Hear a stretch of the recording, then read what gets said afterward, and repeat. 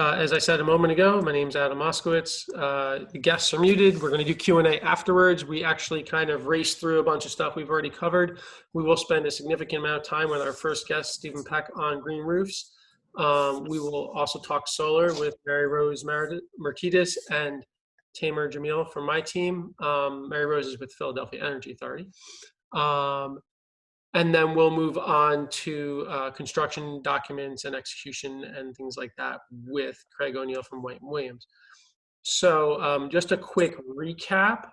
You guys, by now, webinar 4, you know what CPACE is. The basic highlights, it's 100% financing for green stuff that you put into your commercial building, hence the CPACE. If you want to catch up more on CPACE, let's rewind the tape and you can go back to the first 3 presentations. It's a fancy financing mechanism. The one difference in the city of Philadelphia is that statement of levy and lien document.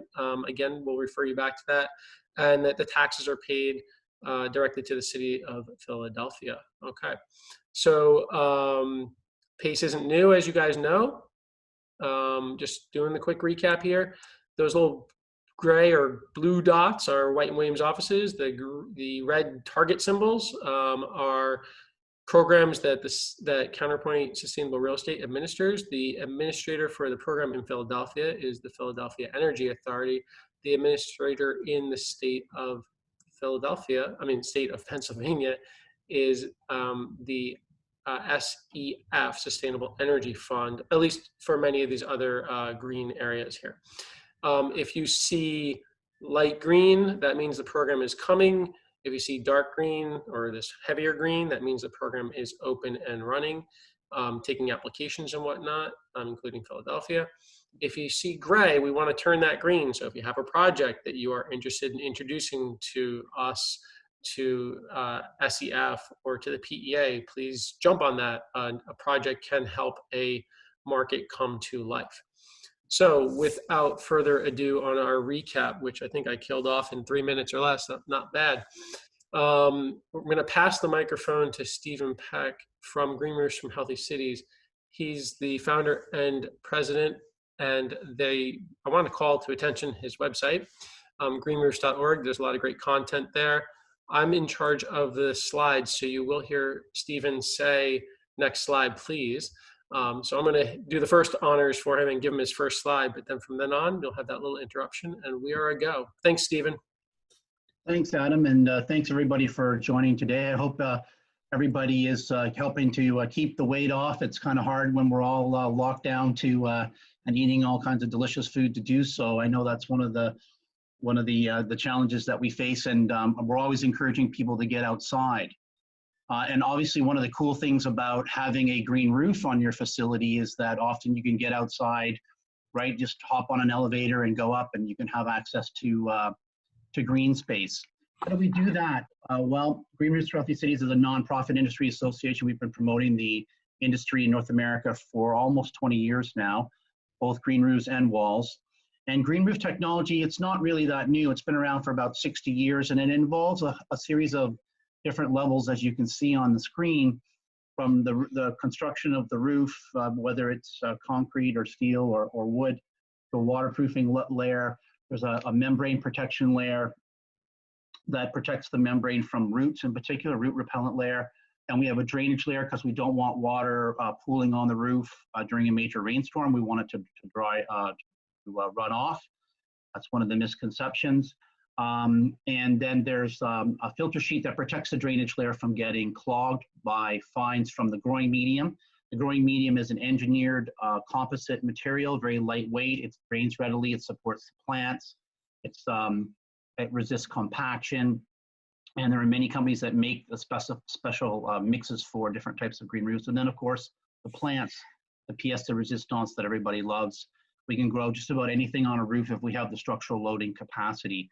In North America, we do have a different type of system than in Europe, where green roofs got started. They're called modular, where you have a number of these layers built in, and there's either a metal or sometimes I've seen them made out of coconut coir or recycled plastic, and they're modules that can be lifted up and put on a roof. versus what's called a loose laid system, where you layer out these different levels and then you bring up the growing medium and spread it around as you would a garden. So there are different type of approaches, modular versus built up. And then there's an extensive, which is lightweight, low cost, low maintenance systems, usually with sedums, which are a type of succulent plant that's very hardy. The root systems go out horizontally rather than vertically. And versus intensive or roof gardens, which involve trees and shrubs and a much wider variety of plant material. They're more maintenance, of course, more structural loading, more cost. But you get the benefit of having the diversity of plants there. Next slide.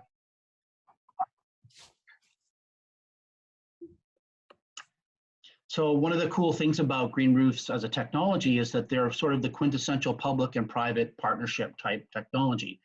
And they're that way because they provide a wide range of public benefits. They include managing stormwater. That's one of the major drivers. We have an issue with increasingly intense storms, and we need to manage stormwater to protect the quality of our receiving water bodies and also reduce flooding. Our cities are getting hotter. They can moderate the urban heat island. Instead of having a dark surface there that's radiating heat, a green roof will actually cool the surrounding building, reducing energy consumption, not only in the building itself, but in the surrounding buildings. And if we get enough of them built out, we can actually change the climates of our cities, reducing that urban heat island effect, which is particularly an issue in poor areas of cities as well, where there's less vegetation. Air quality improvement comes from the plants largely. New amenity spaces I just spoke about. As we grow our cities up and become more dense, we need green space, right? It's very important for our health and well-being. And of course, there's local job creation. When you spend $1 building a green roof, it's fairly labor intensive. Most of the materials will come from the region around you. There are a lot of jobs available, not only in construction, but in ongoing maintenance as well. And that's an important public policy benefit. Next slide, please. Then there are a range of private benefits that accrue to the building owner. Energy efficiency, we block the incoming solar radiation so we can reduce the need to cool or heat air. The membrane durability is another important benefit. You don't have to replace a membrane as often because the layers that cover the waterproof membrane are actually going to protect it and have it last at least 40 years. In some cases, we have green roofs that are 80 years for waterproofing systems and going strong. Fire retardation is a benefit. Electromagnetic radiation is a benefit, but not a big issue unless you have electro towers on top of your roof. Noise reduction can be important if you're around a highway or an airport. We've got examples of green roofs being used to dampen down the noise, especially in the top floor buildings. And then marketing, there's no better way of saying, hey, this is a green building than putting a green roof on it. And then aside from that, we have all these other benefits that you can get from a green roof if you design them as such. Biodiversity is a really important one. We have a lot of roofs that are being built to protect endangered species of plants and animals now, from orchids to butterflies. The improved health and well-being, if you give access to the roof to your people, your workers, for example, they will be more productive. There'll be less absenteeism. There's all these benefits psychologically that come with access to green space. And Facebook's just built some huge green roofs in California that do just that. And then we can grow food as well on our rooftops, which is increasingly important as time goes by. And we know that food systems aren't maybe as robust now as we thought, you know, with all the things that are going on. So that's another important benefit. Side benefit. Next slide, please.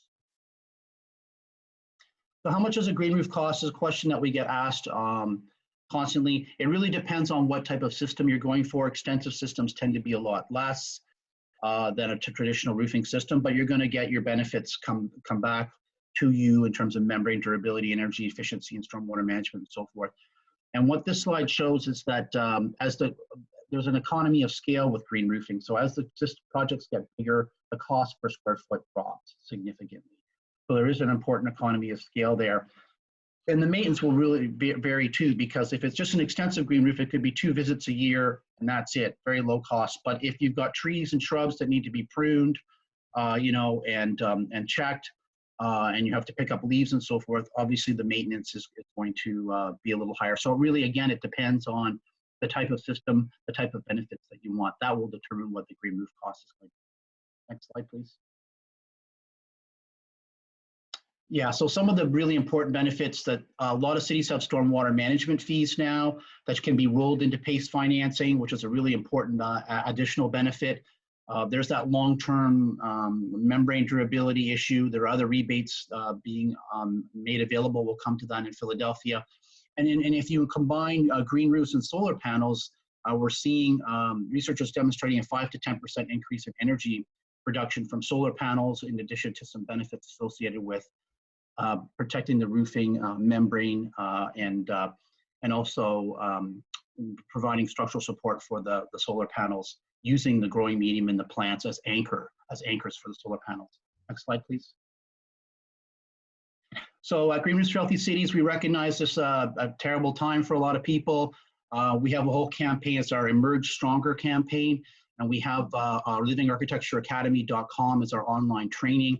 We have been training GRPs, Green Roof Professionals, who have to complete 3 days of intensive training and study and complete an exam and maintain that accreditation every year. They're called GRPs. They're great people to seek out to work on your project, because they just haven't had a lunch and learn. They know the technologies, they know the benefits and so forth.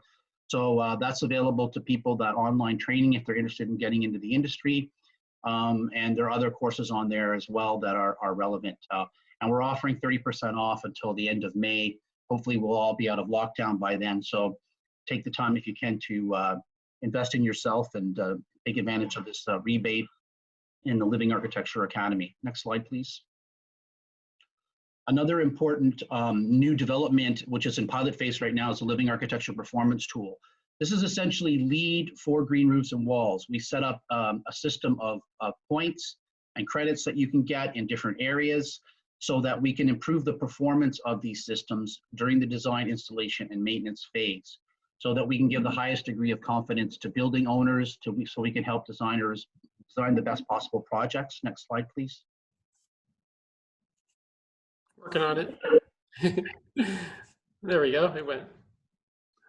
So this is just a quick overview of the point system. There are 8 different categories, process being the first one. You have to, there are prerequisites built in, and there are credits that you can earn for different aspects of extracting benefit, public and private benefit, from green roofs and walls. The next slide, please. So you can see health and well-being. There are 21 available credits for that. There are biophilic design related credits associated with just being able to see a green roof or a wall. And there are additional credits that you can actually help facilitate people having access to these systems for credit. Just point out that particular benefit. And we also have a prerequisite for a 5-year maintenance program. In order to have a project certified under the LAPT, you need 5 years, guarantee a 5-year maintenance program. You'll hear a lot of 2 years, 1 year, 3 years. You might even hear it's a self-maintaining system. Green roofs and walls are not self-maintaining systems. You do have to have a maintenance plan and a contract in place. And we're encouraging that over at least a 5-year period initially. Next slide, please. So we're in the pilot phase of that program. It's, like I said, it's kind of like LEED for green roofs and walls. Here are a couple of the projects that have been recently certified. You can download the whole system off our website, greeninfrastructurefoundation.org/LAPT, or contact Rohan Lilawala, who can give you more information about that program. We are accepting projects in phase 1 up until the end of May 31st. There is a fee, a nominal fee to have a project certified. It's $1,500, and we'll be fine-tuning it and releasing the program in 2021. Next slide, please. So there are a couple of really important incentives in Philadelphia. This is a recognition, of course, of those public benefits I talked about earlier. In 2016, you could get a tax credit up to 50% of the cost to construct a green roof, up to 100%. There's a link right there if you want to find out more about that. I believe Maryrose will be talking a little bit more about some incentives in her presentation a little later on. There's a density bonus that's in place. If you're doing a new project in development, you get a little bit more square footage on your project in exchange for putting a green roof on, and the public benefits that come from that. Next slide, please. There are stormwater grants, and I just found out today that the deadline was May 1st, but it's been extended to July if you're looking to get a stormwater related grant, because of course green roofs are really great at capturing and retaining stormwater. So there are incentives available through the Philadelphia Water Department, which you should look into. There's a couple of links for you there as well. I think that pretty much wraps it up for me, Adam. Back over to you. Okay, yeah, thank you, Steven. It was a good adventure into the world of our roofs, what they can do in part. And it, it was nice that you mentioned solar, because we're going to swing into that, and these systems do work well together, as you mentioned. We have a case study we're working on, in that the case study is on your screen. This deal is not quite closed. It's about to close. It's been hung up by the virus in the Detroit area. And we have it here because we're able to talk about it because everything's teed up. And it had, one of the key drivers here was that it had a stormwater grant. And when they combine that with, the business case of why this owner of a office decided to put a green roof on his roof, it's pretty cool and it's worth talking about. They had they have a green line, if you will, like a high line that we have in New York City. They have a bike path that was going by his office building. So he chose to develop and design a green roof to take advantage of the grants that were in place, take advantage of the PACE financing that could make this happen. So he's going to be cash flow positive on a green roof after grants and after all the incentives that are available in Detroit. And you obviously saw there was some good incentives available in Philadelphia. And moreover, it meets his business objectives. He's opening up a rooftop bar, which will have really nice green elements to it, right next to this recreational path. So that is, excuse me, we have a visitor on our call. Thank you. Working from home. The one thing I wanted to mention about this also that Steven mentioned was the prepaid maintenance function. You're going to hear about that from Tamer and Maryrose in a second on solar, but prepaid maintenance obviously plays a role in the green roofs as well. So I'm going to pass the mic to Maryrose from the Philadelphia Energy Authority, who runs their PACE program. You won't hear my voice in the transition between then. She'll pass it to Tamer, who will talk more about solar. Maryrose is going to introduce some of the incentive programs that are available through her program. And I'm just going to make sure you're unmuted, right, Maryrose? Okay, good. Yes, thank you. All right. Great, thank you all so much for joining today. So as Adam mentioned, we have a couple of different solar incentive programs here in Philadelphia. The one that I want to highlight today is the solar rebate program. This was passed by City Council last year in 2019, and the Philadelphia Energy Authority, which is the entity that I work for, administers the solar rebate program. We also are the administrator for the CPACE program. For a commercial entity to be eligible for the solar rebate, they just have to be located in Philly, receive PTO from the local utility, PECO, after July 1st of 2019, be up to date on their tax compliance status, and not really have any building or property related violations. And then the application process is super simple, and commercial solar installations are eligible for 10 cents per watt of a rebate on their programs, on their projects.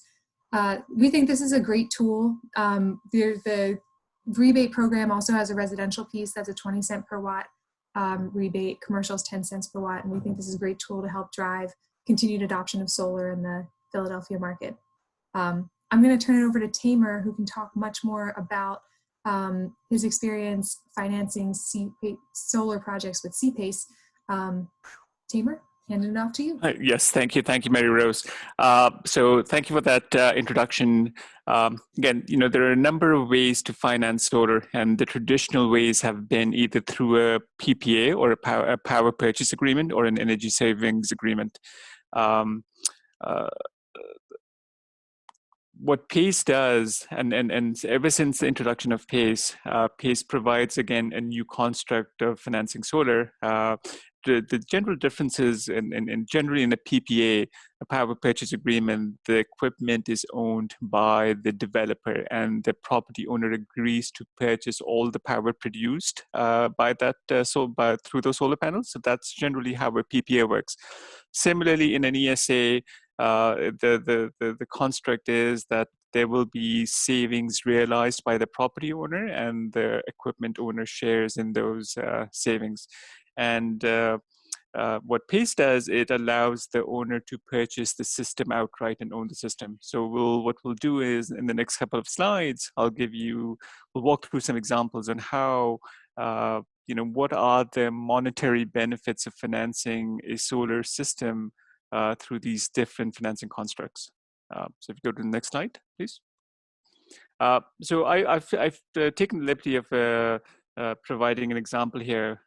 So, everything, I think these slides will be available at the end of the presentation, but anything in yellow is an input. So I've chosen a system size of 400 kilowatts. Production factor. Production factor is basically the amount of irradiation that the panels get from the sun, and that determines how much electricity they produced. So that's important. Production factors are very high in California, for example. Anything close to the equator. In the northern latitudes, the production factors get smaller and smaller. So in the northeastern states, the production factor will be lower. Solar panels degrade, right? The amount of power that they produce degrades every year, and on average, it's about 0.5% a year. And as far as we've seen, that panels can go out to 30 years. That's generally the useful life, and that's the warranty period extended by the manufacturers. So just quickly going through some other inputs. I've chosen a utility rate of 11 cents per kilowatt hour. I know it is lower in Philadelphia, but I've just chosen that as a placeholder. Every jurisdiction is different. Other important things, the system cost per watt, which is $250, that is what it would cost to build the system. So for a 400 kilowatt system at $250 a watt, it would cost $1 million to build or acquire that solar system. A few more things. As you know, that there are, in additional to local incentives, there are federal incentives that are available. One is the ITC, which was at 30% last year, but it has gone down to 26% this year. And the depreciation, the accelerated makers, property owners or system developers can realize those benefits immediately if they wish. So in terms of the financing mechanisms, on the right side of the slide, PACE financing can go out to 30 years. As long as the panels are warranted up to 30 years, that's how long the PACE financing can go out till. In this particular example, I've chosen 25 years, and fees of about 6%, just as a placeholder. PACE, if solar systems are financed with loans, loans generally do not go out for that long. There is a refinancing risk. Generally, with loans, they can only go out for 8 to 10 years. And this is an example. We've chosen 10 years. And the last option is a lease. A property owner can also finance a system through a lease. There are lease payments, and then there is an option to buy the system at the end of the lease. So PACE, loan, lease, and a PPA. And in the next couple of slides, we'll go through some of the numbers. So next slide, please. I know there is a lot of information here.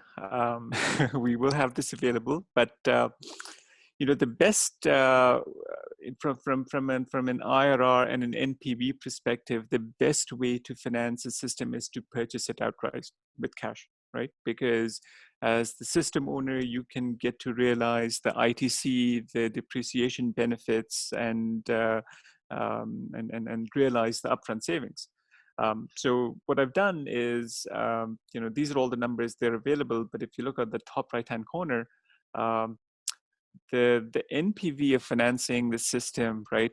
The notional value, for example, if you bought this $1 million system today, and your utility, if you buy the utility from the grid, the electricity from the grid, it costs 11 cents. Generally, electricity costs increase by 2 to 3% every year, depending on jurisdiction. So over the next 25 years, your cost will go up to 22.5 cents. Whereas if you purchase the solar system and you purchased it with cash, the system will not service 100% of your needs. There will always be some amount that you will buy from the grid, but the system will offset a significant portion of your consumption.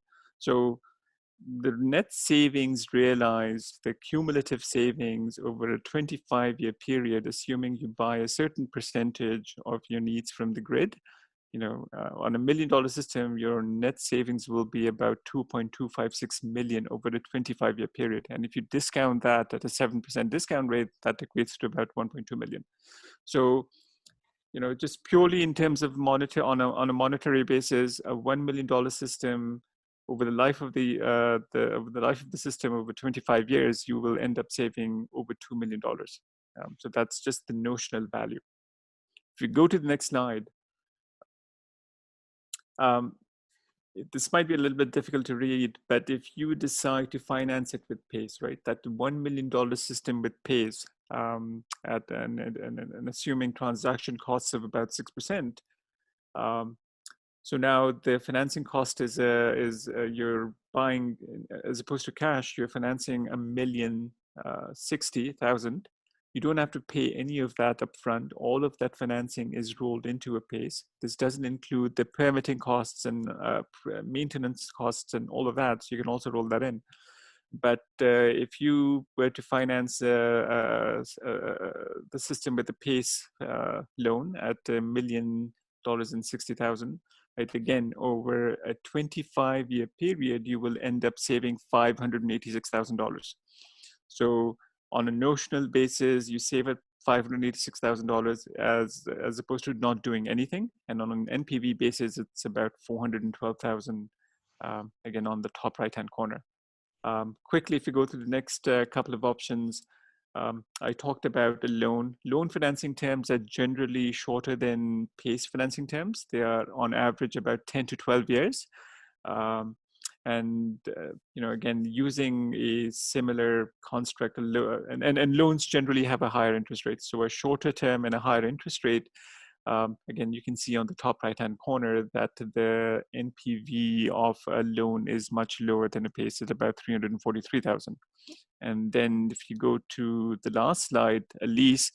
A lease is it works similar to a PPA, but under a lease construct, the owner agrees to buy the system at the prepaid at a certain defined period. So Florida, for example, doesn't allow leases, but Florida, for example, doesn't allow PPAs. So that's where you have to use a lease. But generally, if there was a choice between a lease or a PPA, one would opt for a PPA. So lease is, among the four constructs, it's probably the least attractive.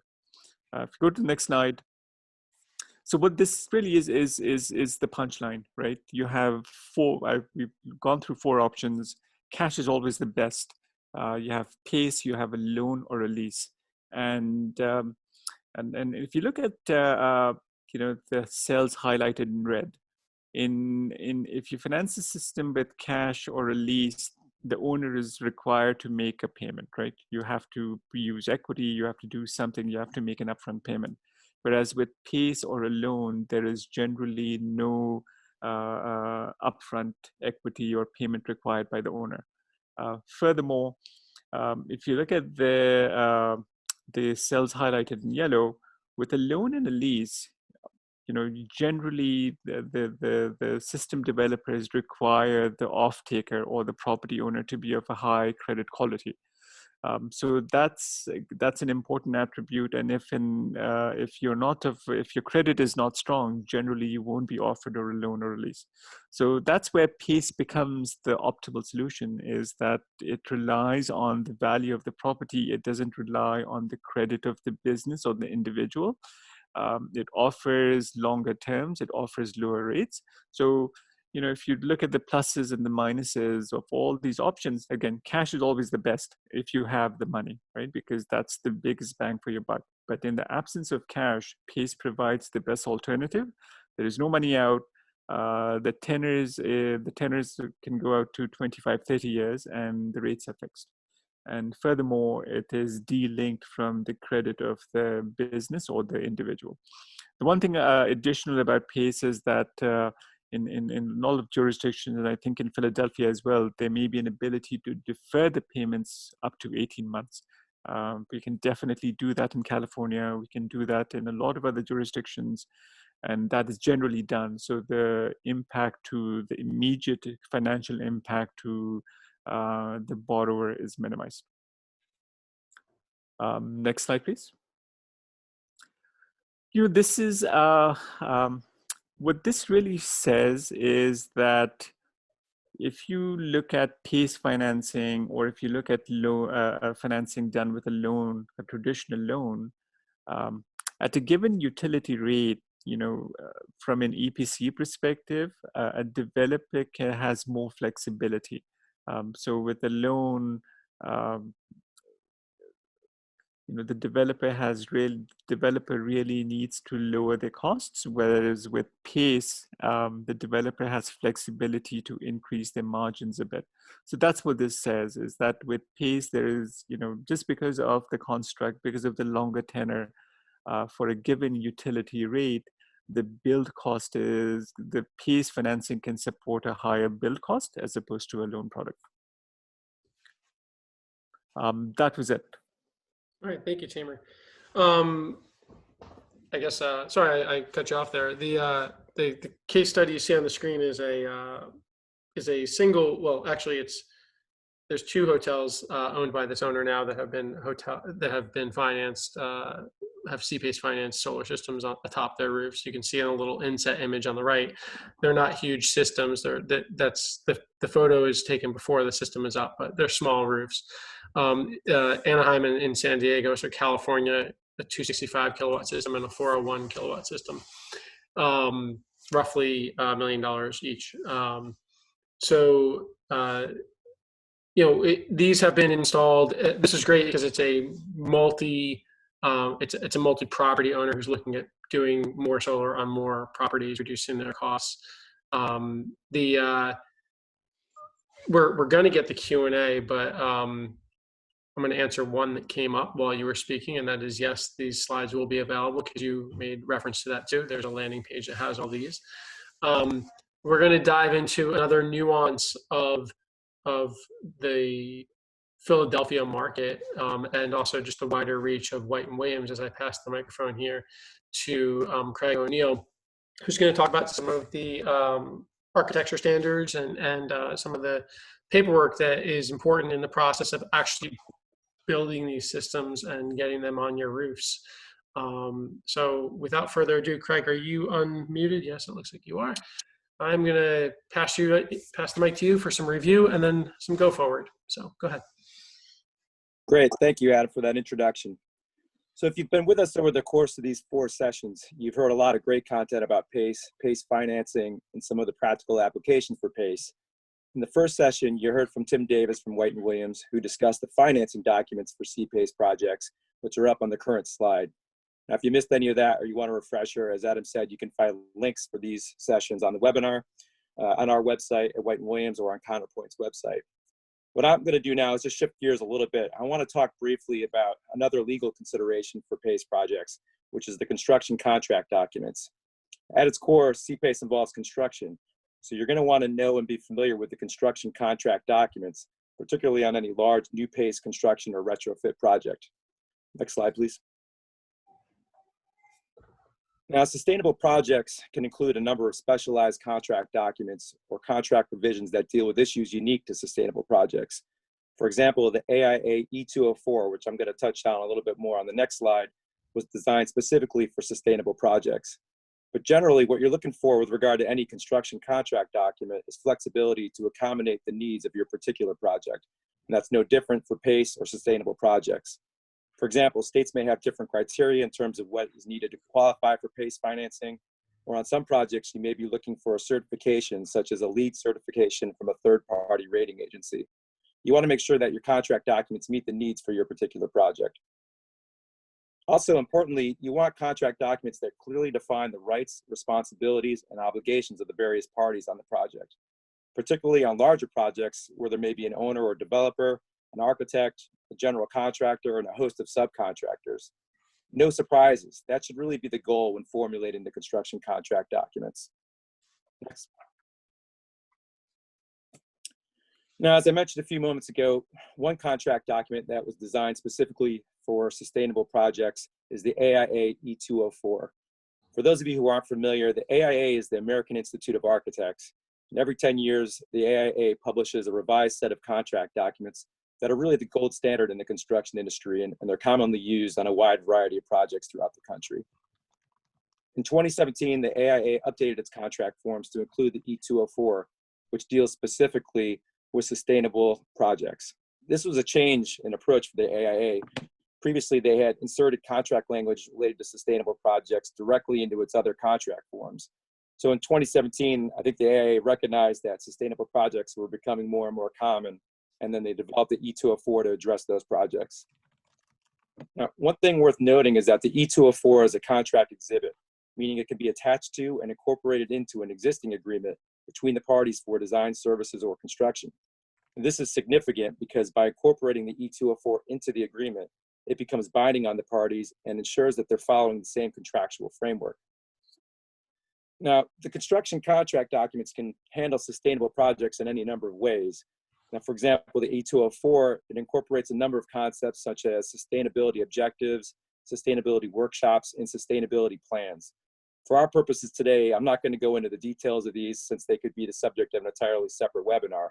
But what I will say is that much of this takes place prior to any construction, during the planning phase, during the design phase. For larger projects, certainly there's going to be pre-construction meetings with the developer or the developer's reps and the architect and general contractors to discuss how to implement and achieve all the green energy savings objectives for the project. Just a couple of other items I wanted to briefly touch on. So first, the E204 provides that neither the architect nor the contractor warrants or guarantees that the project will achieve any particular sustainable objectives. What this means is that while the architect is responsible for designing the project and developing the appropriate design documents, and while the contractor is responsible for building the project in accordance with those project designs, neither the architect nor the contractor are guaranteeing that any specific green or energy savings objectives will be met. The reason for this is that achieving sustainability objectives is dependent on many factors beyond their control, such as the owner's use and operation of the project. So the E204 eliminates some of that uncertainty. And then lastly, I just wanted to note that many construction contracts, including the E204, provide for a waiver of consequential damages by the parties. So what that means is that in the event of a breach, the owner may recover as damages directly caused by the breach, such as the cost of hiring a new contractor to complete the project, but not other types of damages such as lost profits or damages due to the failure to achieve any desired energy savings or objective. So I hope that brief overview of some of the issues involved on CPACE and sustainable projects and how they can be addressed in the contract documents has been helpful. The key takeaway on any PACE or other construction project is that you should make sure you're fully aware of the construction contract documents and thoroughly review them with your lawyer so that there are no surprises. Thank you, Craig. Appreciate it. We are, we're on to Q&A. Those were three pretty separate subjects to jam into one webinar. As Craig mentioned, he could probably have a webinar all to himself. We've been on Steven's webinars for Green Roofs. They're great, and they certainly have a wealth of information. And I think anyone who's been on this call and this series in the land of solar, there's so much to learn there. And obviously we went through some math. So that's the math is where some of the questions came up. So I think we'll start there. Some questions came through chat. Some questions came through Q&A. So I'll go through them both. The most recent question from Michael Carnahan was just a comment on loan rate, really, the 8% estimate for the loan rate in the math that Tamer was throwing up there as a comparison. He said, obviously, that's a little bit high for the last few years. So I wrote back true, and we'll talk rates. So I'm going to pass the microphone to Tamer for a moment to comment on rates. No, I think you are right. It again depends on the jurisdiction and where you are and the off-taker. So we've seen the loan terms really vary in the 6 to 8% range and even higher. So it's a function of the size of the system, the credit of the credit strength of the off-taker, and the jurisdiction where they are. So it's a function of that, but I do agree with you that it can be lower. Okay, thank you. I'm going to click over to the Q&A part. There's a couple over there. Let's see. Sorry, wind blew a door closed. So Kevin asked, Adam, in the case study, did green roof measures have to meet Michigan PACE SIR requirements, and how much of the total cost of the project were you able to finance? I do know we were 100% financing. I don't know about the Lean and Green Michigan SIR requirements. I think that is a yes, because I think Tamer helped me out. Is Michigan a SIR state? Michigan is an SIR state, yes. So obviously we met that.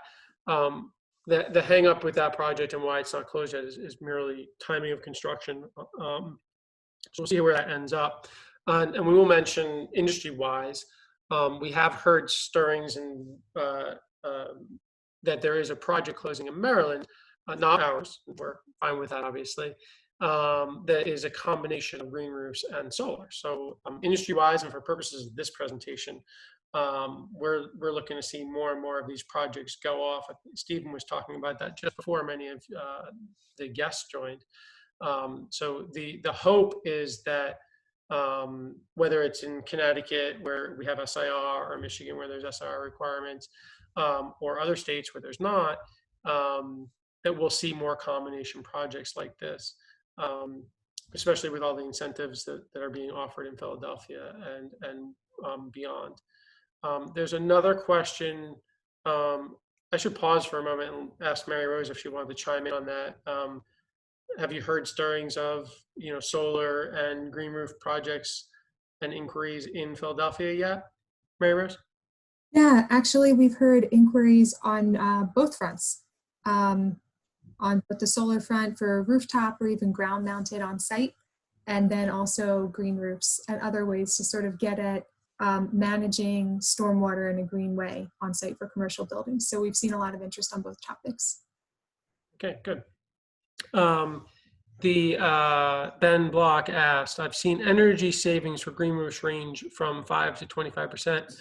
Do the panelists, Steven, this one's probably coming your way, have advice on affordable energy modeling that can give you the most accurate savings projections? If it's a new build, then that modeling is available and as part of the overall cost of the construction. If it's a retrofit situation, there is an energy calculator that will give you a rough estimate of the potential energy savings. If you Google energy calculator, we did a project about 10 years ago with Environment Canada and the EPA and Portland State University engineering department. And we modeled energy savings in using about 5 different design variables in about 100 different cities. That'll give you a very rough estimate of what the potential benefits are. But I think it's fair to say we haven't even fully exhausted the potential to use green roof technology to improve energy consumption and reduction. One area in particular where we know there are benefits is by pre-cooling the intake air on air conditioning units.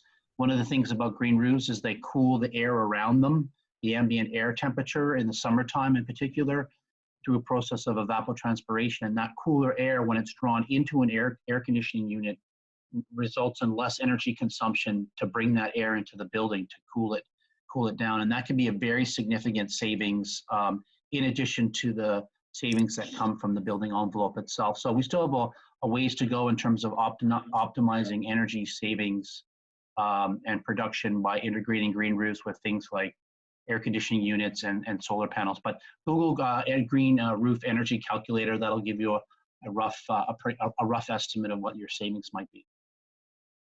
Thank you, Stephen. Thank you, Ben, for the question. If you have a part 2 to that question, type it in. I'm going to go to, let's see, there's another one here. It says, this is Todd B. Discussed pace. So this was written midstream. Where utility rates for commercial are 6 kilowatt per hour, or 6 kilowatt per hour, 6 cents per kilowatt hour or lower. I get the benefits of PACE against other financing, including zero down, but can you lay out some of the math for PACE financing versus not going solar? In our experience, this is amongst the most difficult issues. The state has not seen 2 to 3% escalations over the past 10 to 15 years as far as the pricing of the energy goes. So how much of an argument, Tamer, is there for PACE in a city or state, a city like Philly or a state like Pennsylvania? And maybe Maryrose and Tamer can kind of tag team this as far as the appetite for PACE when the pricing is where it is for the power. Right. So I think I'll take that first. And with any, if you're looking to do solar, right, it only becomes compelling if you end up saving money. So if the rates are 5 cents or 6 cents and there are no escalators and your bill cost is fairly high, then any solar just becomes, right, why would you want to do it? Because on a gross basis, you will end up losing money. The only way you end up saving money is on the overall financing package is you get the ITC and the maker's depreciation if you can utilize those, right? So there has to be a break-even point that, look, for example, I'm just running these numbers at my end, and if you have a utility rate of 6 cents and if you have a 3% escalator, right, that gets pays to work. You end up saving $100,000. If you have a 1% escalator, it doesn't work. So there is sort of that break-even cost, and I'm assuming a build cost of $2 a watt. So there are 3 or 4 variables that you can play with, but you're right, at some point, you know, it either works or it doesn't work. Yeah, I think it's also worth mentioning that, you know, PACE doesn't only finance one measure at a time. So, you know, we obviously can do a green roof and solar project at the same time, but it's worth mentioning that we've had work in other jurisdictions where a roof was an expensive repair and the economics worked out in an SIR state where it made sense to repair the roof and place solar on top, and the cash flow was positive. If they just came to us for PACE for replacing a roof, the cash flow had never gotten there. You know, it took the solar to get them over. Pricing different on the power in Connecticut, but you do have the multi-measure approach too. So, you know, if you're just looking at solar in a vacuum, yes. But if you're looking at it as one of many measures you're putting into a building, then obviously the argument changes completely as well. So, yeah, Adam, I'm just going to jump in on that. I think that's a great point to bring up, the multi-measure feature. And one thing I want to mention for both solar and green roofs is that in the Philadelphia CPACE program, you can use ancillary costs that you need to incur to make your building ready for the CPACE eligible measures. Those ancillary costs are also financeable with CPACE. So if you need to fortify your roof, strengthen it to hold the green roof, or to be able to make the roof solar ready, all of the work involved in that is also CPACEable, which kind of helps with this package approach that you're talking about, Adam. And the prepaid maintenance and other things that get rolled in. So, so those things can be helpful. Especially, it sounds like the maintenance is expensive on the green roofs. I would imagine if it's one of the denser green roofs with 6 visits a year or more.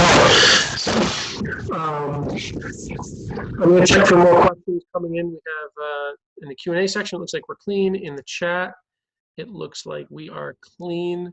I'm going to pause for a moment and see if any more come in. And while we're waiting for that, I'm just going to reiterate that everyone is on the call right now and on the webinar. We will send out a recording of it.